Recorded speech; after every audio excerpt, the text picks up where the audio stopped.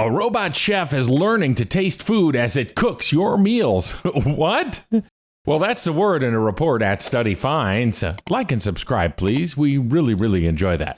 This is how it starts. First, they're tasting our food, and then our robot overlords are exterminating us from the face of the earth.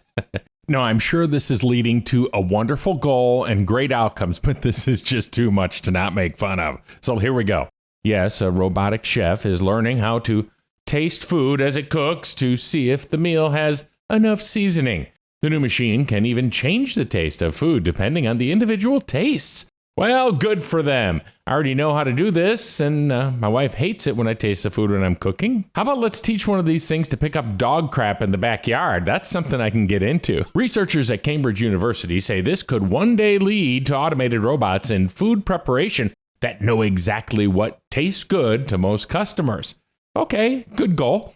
Aiming to nail down the science of the art of cookery has already led to the robot chef being able to make an omelet based on human tasters' feedback.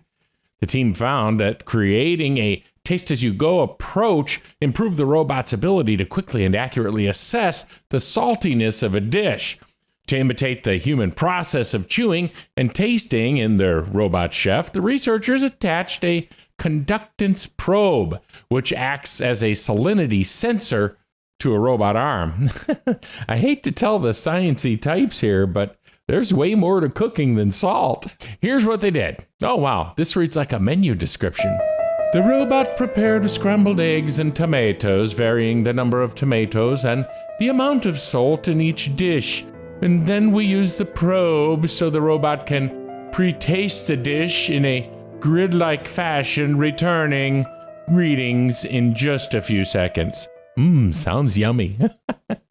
To imitate the change in texture caused by chewing, the team then put the egg mixture in a blender and had the robot test the dish again. The different readings at different points of chewing produced taste maps of each dish. Okay, I get it, but I don't want to get my T-bone in a glass. I'm sorry.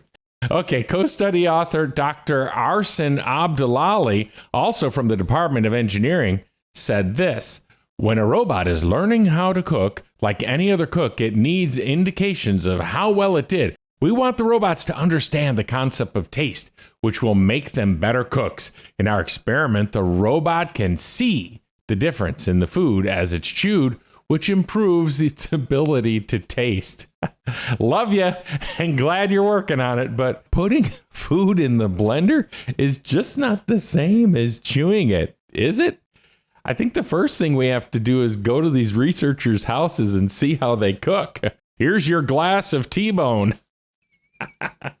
They're now hoping to improve the robot chef so it can taste different types of food and improve sensing capabilities so it can taste sweet or oily food as well. Okay, that's cool. You know, a Hot Pocket wasn't invented in a day. I get that. And even though the jingle probably was.